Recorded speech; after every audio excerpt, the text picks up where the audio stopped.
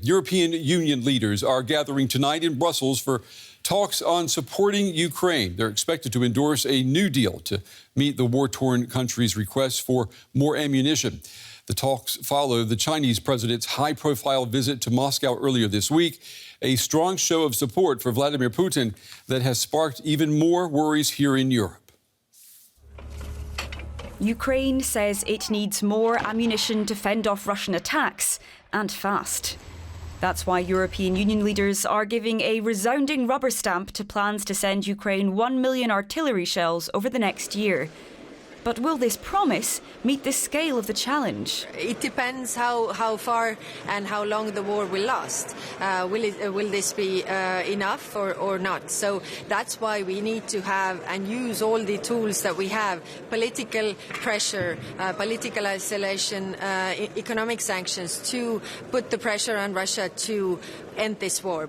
Not everyone is impressed by Europe's vow to keep arming Kyiv. Beijing accuses Brussels of adding fuel to the fire of war.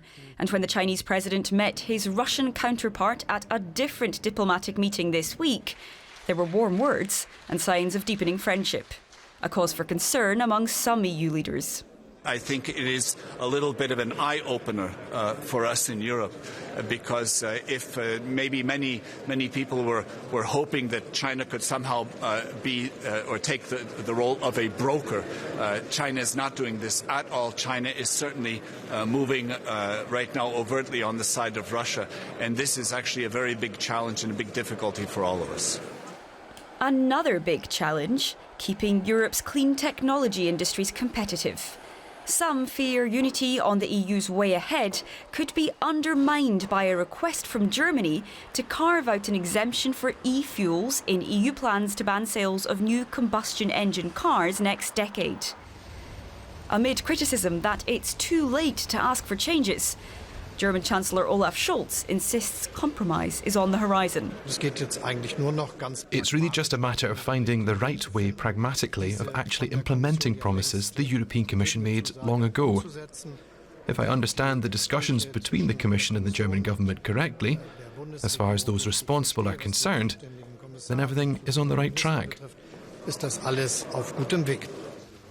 EU leaders are also holding talks with the United Nations Secretary-General. He warns that developing economies are facing a perfect storm of rising hunger, food insecurity and the fallout of the climate crisis. And Europe, he says, should be taking the lead on finding solutions. Well, I'm joined now by our correspondent, Jack Perrick. He is at that summit in Brussels. Good evening to you, Jack. So the European Union, it wants to send Ukraine 1 million rounds of ammunition within the next year. Are we going to see more military support beyond that? Well, that's the big question. How long can the European Union keep doing this? And what's interesting, Brent, is in this plan for those 1 million rounds, there's also a plan for the European Union to go out collectively, at least the 17 countries that have signed up to it, to go and start buying ammunition together, and also a plan to increase production in the European Union.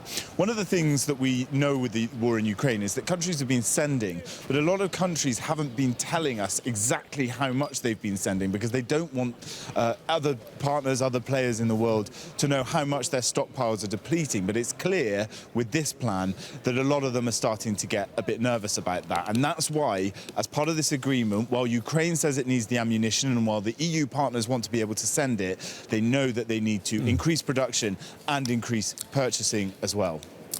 The Ukrainian President Volodymyr Zelensky today delivered a video message to the summit, and it's clear he would like to see more weapons. What else did he have to say? Yeah, an interesting one. Volodymyr Zelensky is now a regular feature, a video call from him. Last time he was actually here, but pretty much every summit since the war began, Zelensky has addressed the EU leaders. We understand that this time it was done from a train, and that he said the situation on the battlefield is increasingly difficult and desperate. And he said that there needs to be a speed up of the delivery of ammunition and tanks, and that he asked for long-range missiles and modern fighter jets to be delivered by the EU EU partners. Now, how willing they'll be able to do that, how able financially they'll be able to do it, that's the big question. But that's been the demand from the Ukrainians for a long time now. We know that Dmytro Kuleba, the foreign minister, attended the foreign ministers meeting earlier this week, and he said he needs three things: ammunition, ammunition, ammunition. Well, they've got the hardware on the ground in Ukraine. If they don't have anything to fire in it, they won't win the war. Yeah, they'd like to have some fighter jets on top of that. Let's talk about what we've seen in Russia this week. We saw the visit by Xi Jinping, the Chinese president, with Vladimir Putin. Both of these leaders saying that they're closer than ever. Does that have leaders there in Brussels where you are more worried about this, what direction that's going to take this war in?